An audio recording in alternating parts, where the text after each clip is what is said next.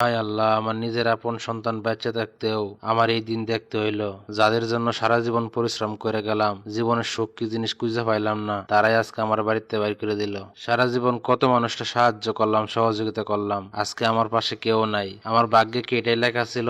আমি জীবনও কোনোদিন কল্পনা করে নাই আমার নিজের ছেলে আমার বাড়িতে বাইর করে দিব। এইটাই হয়তোবা আমার ভাগ্যের লেখা ছিল। আমারে কিছু খাইতে দিবেন? আমি 2-3 দিন ধরে কিছু খাই না। কে রে বাবা তুমি? আর তোমার বাড়ি কোথায়?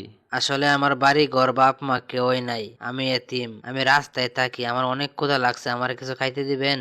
বাবা গো, আমার কাছে তো কিছু দেওয়ার মতো নাই। আমারই আমার নিজের সন্তানের বাড়ির থেকে বাইর করে দিছে, আমি এখন নিজে রাস্তায় রাস্তায় ঘুরতেছি। ও, আপনার কাছে কিছু নাই? আচ্ছা ঠিক আছে, তাইলে সমস্যা নাই। দাঁড়াও দাঁড়াও, চলো তোমার নিয়ে দোকানে যাই, দেখি তোমার কিছু কিনে দিতে পারি কিনা।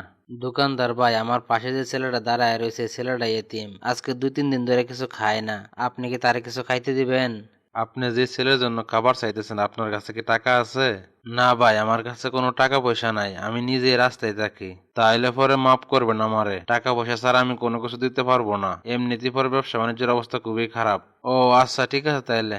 চলো দিহি সামনে অন্য কোথাও তোমার জন্য খাবারের ব্যবস্থা করতে পারি কিনা।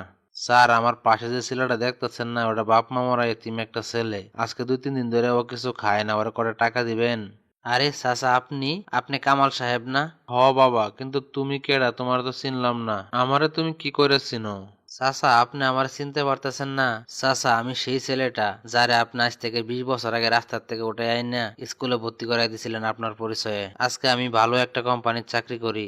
ও, তুমি সেই সেলিম? তুমি তো অনেক বড় হয়ে গেছো মাশাল্লাহ, আমি তো আসলে তোমার চিনতেই পারি নাই। আসলে চাচা, আমার তো পড়ালেখার জন্য পরে ভার্সিটিতে চলে গেছিলাম, তারপরে আপনার অনেকদিন খুঁজছি, তারপরে কোথাও আর পাই নাই আপনারে। আমিও অনেকবার চেষ্টা করছিলাম তোমার সাথে যোগাযোগ করার জন্য, কিন্তু তোমার কোনো খোঁজ খবর পাই নাই। কিন্তু চাচা, আপনার এই অবস্থা কেন? কি আর বলবো তোমার দুঃখের কথা বাবা, আমার নিজের সন্তানরা আমার বাড়ির থেকে বাইর করে দিছে, এখন আমি রাস্তায় রাস্তায় ঘুরতেছি। এই এলো আর কি আমার পরিস্থিতি বর্তমানে। চাচা, আপনি কোনো চিন্তা করবেন না, আজকে থেকে আমি আপনার ছেলে, আপনার সব দায়িত্ব আমি নিতে চাই। আজকের পর থেকে আপনি আমার সাথে থাকবেন। আপনি আমার জীবনে যে উপকারটা করছেন সেটা হয়তো বা বলার মতন না এবং কোনোভাবেই শোধ করার মতন না। আর আপনি তো জানেন এই পৃথিবীতে আমার আর কেউই নাই, তাই আজকের পর থেকে আপনি আমার বাবা। আপনার সাথে থাকা এই ছেলেটারও একটা স্কুলে ভর্তি করাই দিব। আমি চাই আপনি বাকিটা জীবন আমার বাবা হয়ে বেঁচে থাকেন। সত্যি আল্লাহ তাআলা ভালো কাজের উপহার দেরিতে হইলেও দেয়, সেটারই আজকে প্রমাণ হইলো। আমি আল্লাহর কাছে দোয়া করি বাবা, তুমি অনেক বড় হও, তোমার জীবনে অনেক উন্নতি হোক।